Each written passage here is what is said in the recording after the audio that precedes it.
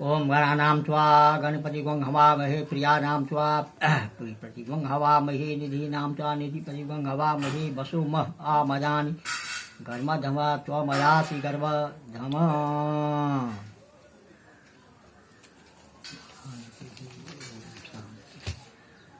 मैं doctor Parman Jha, Sanskrit MA सहायक प्राध्यापक, कृष्णायन कामाख्या संस्कृत महाविद्यालय महरेल मधुबनी,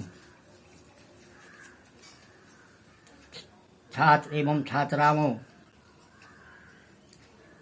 शास्त्रीय तिथि खंड में तृतीय वर्ष में अनिवार्य प्रथम पत्र संस्कृत वाङ्मय का इतिहास काम कर रहा हूँ और यह महत्वपूर्ण पत्र माना जाता है, सभी कामों में काम आता है।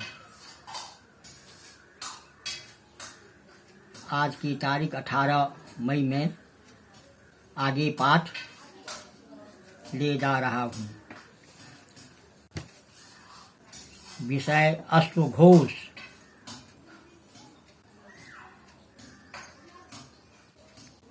कविता भावों की विशेष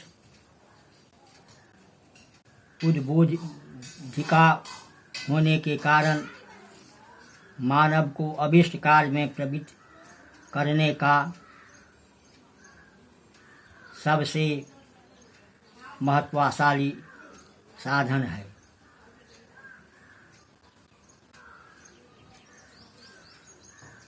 मानव हृदय को सद्यः उत्तेजित अश्वघोष के काव्य करती है और इसीलिए सामान्य जनता के हृदय तक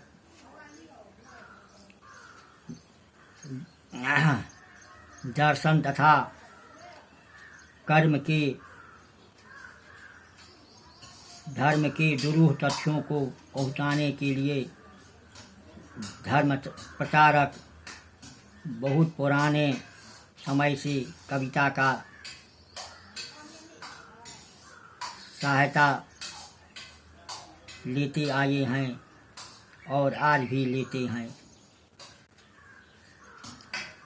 बौद्ध दार्शनिक महाकवि अश्वघोष का काव्य कला की ओर आकर्षण का रहस्य यही है। उनके काव्य सौंदर्य नंद के अंत में उनकी स्वीकारोक्त इस रहस्य की गुच्छी खोलने के लिए पर्याप्त है। किसी प्रकार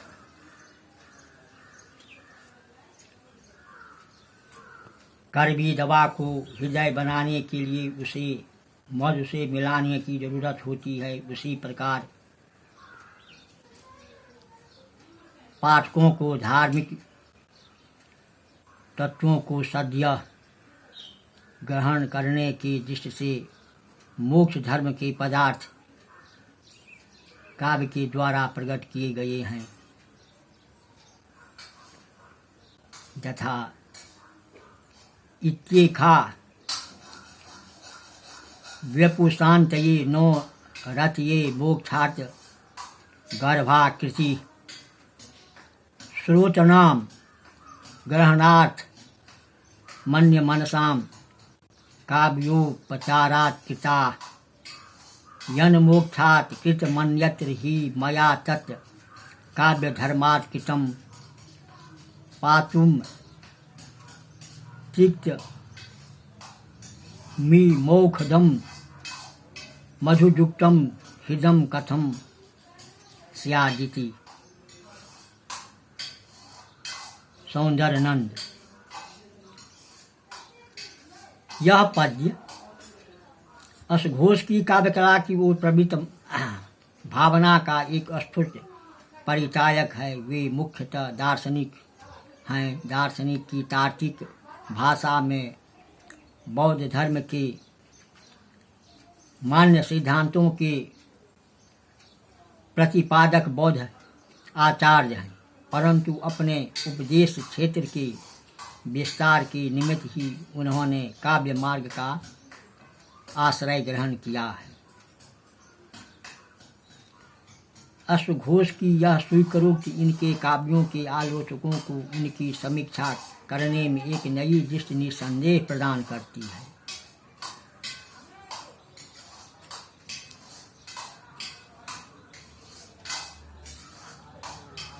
जीवनी। अश्वघोष के निश्चित जीवन चरित्र का अभी तक तो हमें निसंदेह परिचायक नहीं है। चीनी परंपरा से प्राप्त उनके जीवन चरित्र में विद्वानों को आज भी थोड़ी सी संदेह दृष्टि बनी हुई है। सौंदर्य नंद की पुष्पिका से उनके परिचय एक प्रकार से इस तरह सामने आती है। वे साकेतक धाम मन अयोध्या के निवासी माने जाते हैं। सुवर्णाक्षी के पुत्र थे तथा महर्षि कवि होने के अतिरिक्त वे महावादी बड़े तार्किक विद्वान थे। उनके काव्यों की अंतरंग परीक्षण से स्पष्ट होता है कि वे ब्राह्मण कुल में उत्पन्न ब्राह्मण तथा वैदिक साहित्य के कुशल पंडित, महाभारत की विशेषतया वाल्मीकि रामायण के मर्मक विद्वान माने जाते थे। उनका साकेतक धाम होना, उनके रामायण की विशेष रुचि, मार्मिक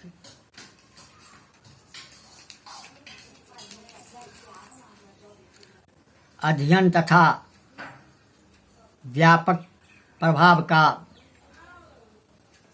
सूचक माना जाता है।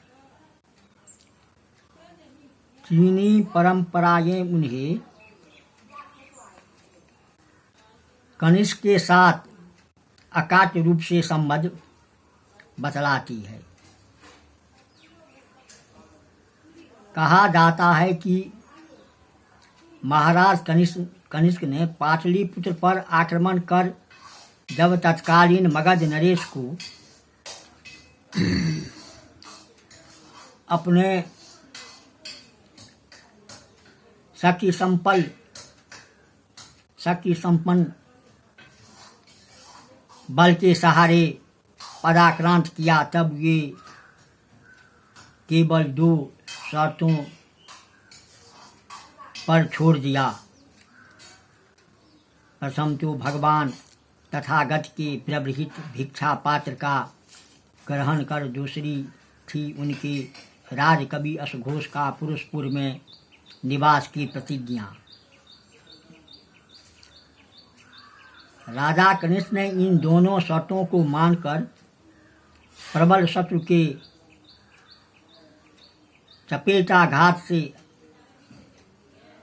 अपने को तथा अपने राज्य को बचाया। कनिष्क द्वारा आहूत चतुर्थ बौद्ध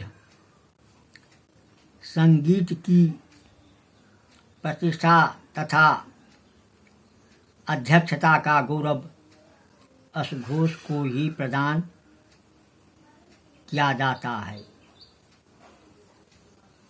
परंतु अभी तक यह निसंदेह निर्णय नहीं हुआ कि इस संगति का अध्यक्ष पद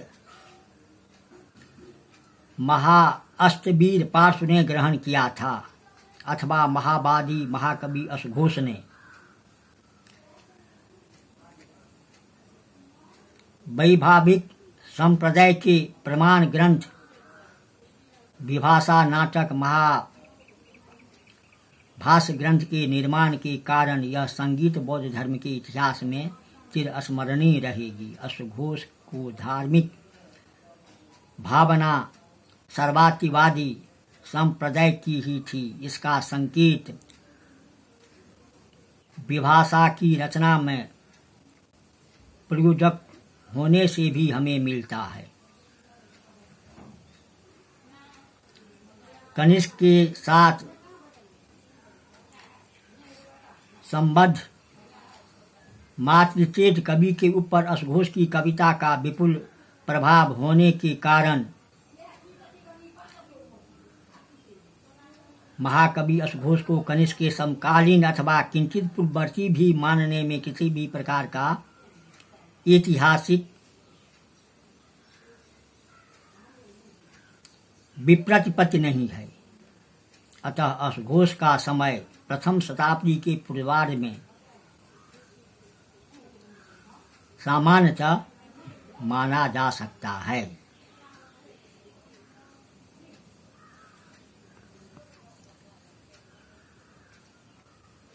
कुछ ग्रंथ संबंधी असघोष के काव्य ग्रंथों की समीक्षा से प्रथम उनके अन्य ग्रंथों की परिचय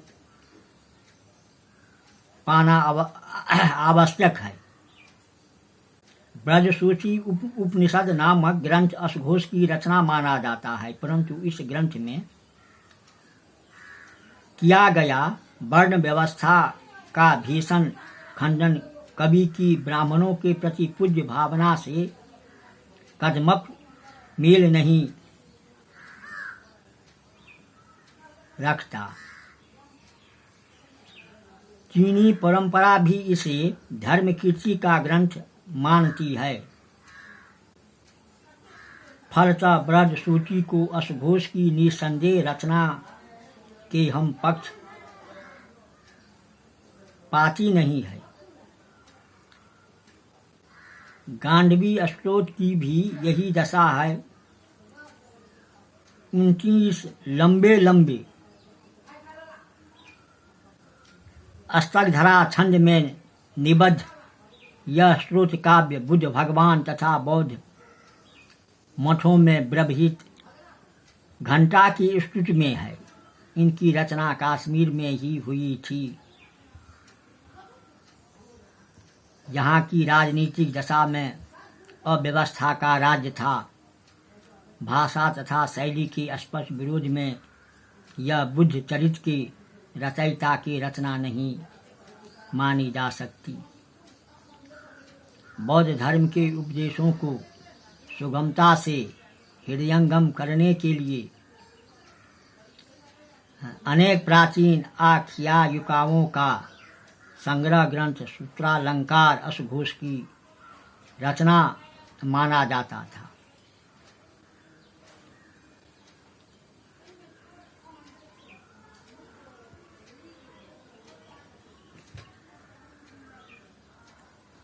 कल्पना मंडितिका या कल्पना लंकृतिका है।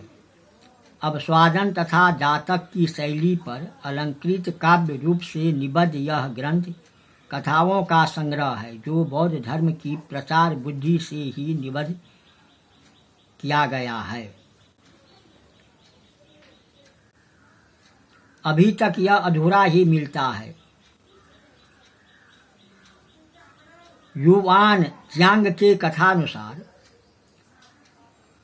कुमारलात सौत्रांतिक संप्रदाय के प्रवर्तक थे तथा तक्षशिला के निवासी थे। अतः सर्वातिवादियों के प्रति आदर भाव इसमें उपलब्धि आश्चर्य का विषय नहीं है, क्योंकि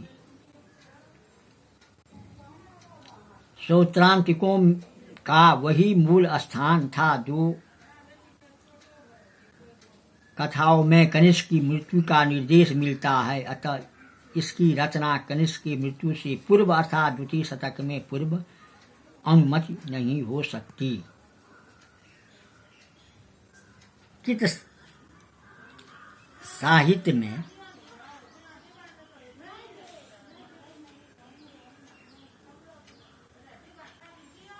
कथाओं, महायानिक सिद्धांतों का बौद्ध धर्म की भक्ति आदि को विशेष महत्व दिया गया है। फलतः इसे सर्वातिशायी असघोष की रचना मानना कथमपि युक्त नहीं प्रतीत होता।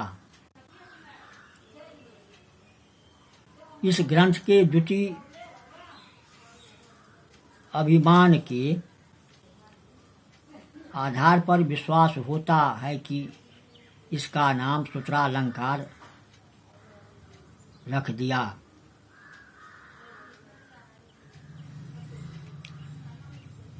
महायान स्तोत्रपाद शास्त्र नामक चीनी भाषा में अनुदित ग्रंथ अशघोष का सर्वमान्य दार्शनिक ग्रंथ स्वीकार किया जाता है, परंतु महायान के विकसित शून्यवाद का प्रौढ़ समर्थक यह ग्रंथ सर्वात्यवादी अशघोष की रचना नहीं माना जा सकता।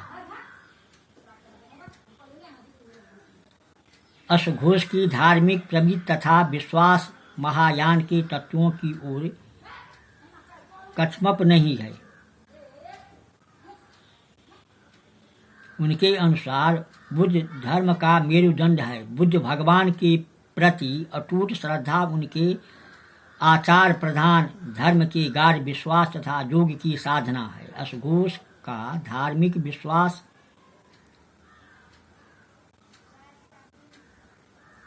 हीनयान धर्म में ही निश्चय रूप से माना जा सकता है। फलतः महायान के प्रौढ़ विकास का प्रतिपादक श्रोताद पाद शास्त्र हीनयानी अशघोष के मत्थे कभी नहीं मढ़ा जा सकता। इस प्रकार अशघोष की संदेहहीन साहित्यिक रचनाएं मुख्यतः तीन ही है। क बुद्ध चरित, ख सौंदर्यनंद तथा ग सारिपुत्र प्रकरण।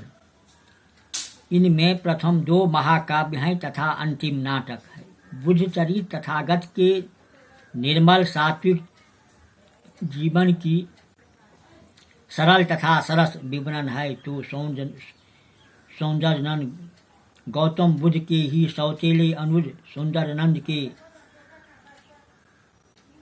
प्रवज्ञा ग्रहण का वर्णन है। सारिपुत्र प्रकरण में भी बुद्ध के परिशिष्ट सारिपुत्र के बौद्ध धर्म में दीक्षित होने का नाटकीय विवरण है। इस प्रकार इन तीनों ग्रंथों की प्रेरणा का एक ही मूल स्रोत तथागत के जीवन तथा उनके धर्म तत्वों की सरस तथा हृदयपूर्वक शैली में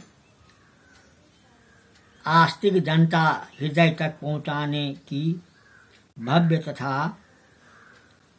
स्तुत्य भावना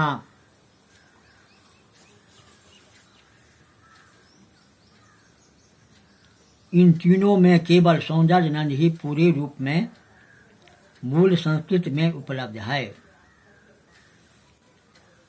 बुद्ध चरित का केवल आधा भाग ही मूल संस्कृत में मिलता है और सारिपुत्र प्रकरण के कतिपय अधूरे पृष्ठ ही।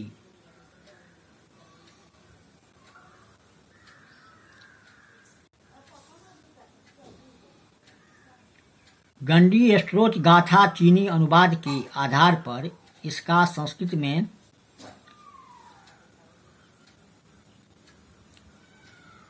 पुनर्नुवाद प्रस्तुत किया गया है।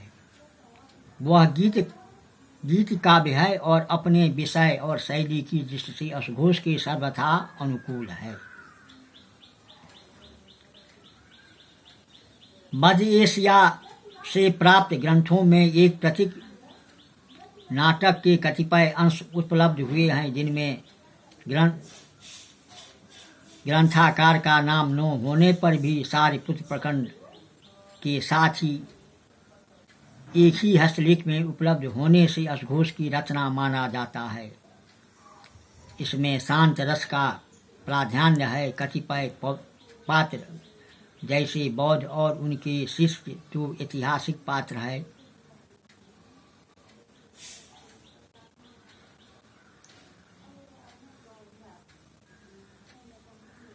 इस प्रकार अशघोष प्रतीक नाटक के भी आद्य प्रवर्तक या प्रतिष्ठाता माने जा सकते हैं।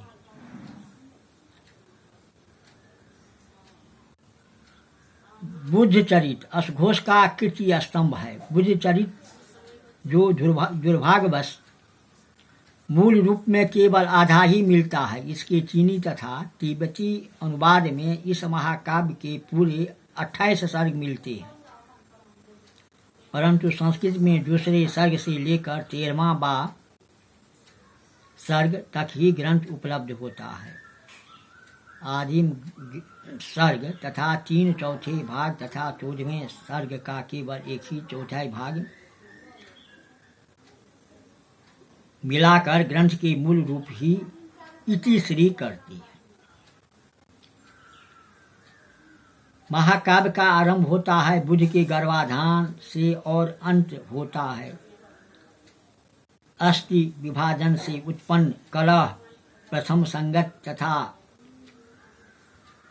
अशोक वर्धन के राज से। इनका अनुवाद धर्मरक्ष धर्म क्षेत्र या धर्माक्षर नामक किसी भारतीय विद्वान ने ही 5 शतक के आरंभ में चीनी भाषा में किया था। तिब्बती अनुवाद 9वें शतक से पूर्ववर्ती नहीं है। इस प्रबंध काव्य की कथा बुद्ध जन्म से आरंभ होता है और अंततः पूर्व बिहार संवेग उत्पत्ति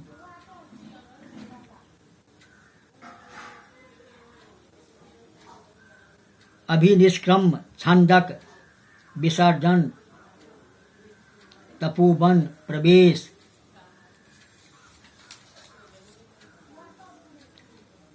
अंतःपुर विलास आदि का क्रमशः वर्णन करता हुआ कवि की बुद्धत्व प्राप्ति तक पहुँचने में बहुत सहायक सिद्ध होता है। इस प्रकार असघोष ने भगवान बुद्ध की संघर्षमय जीवन का नाना घटनाओं का बड़ा ही जीता जागता उज्ज्वल रुचिकर चित्र अंकित होता है।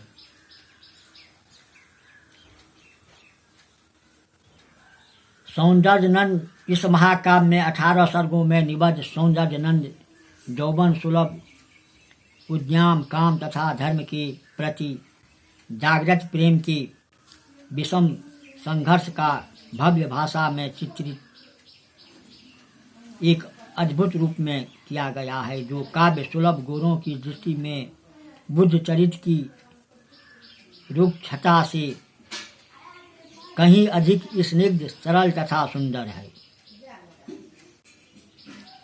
इस महाकाव्य की कथा बुद्ध के सौतेले भय सौंदर्य की पूर्ण प्रतिभा, सुंदरनंद के गृह त्याग, अपनी प्रियतमा सुंदरी के मोह भंग तथा प्रवज्ञा ग्रहण से संबद्ध रखती है। नंद भोग विलास में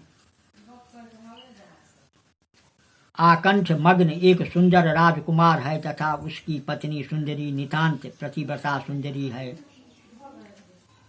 दोनों का सुखमय यौवन पीत रहा था। सुधोधन के भव्य प्रसाद में तथागत की दृष्टि उन पर पड़ी। उन्होंने अपने भाई नंद के ग्रहण करने के लिए बाध्य किया।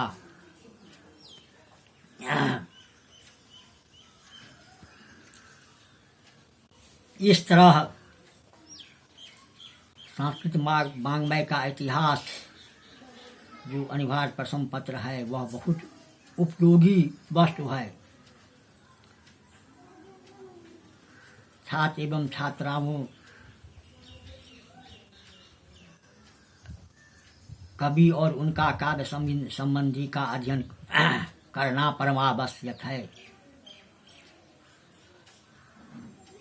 और मैं अंत में यही कहना चाहता हूँ कि इस YouTube चैनल या ऑनलाइन के माध्यम से जो कार्य होता है, शैक्षणिक कार्य होता है, उन पर ध्यान रखना है और इस लॉकडाउन के तहत काम करना है।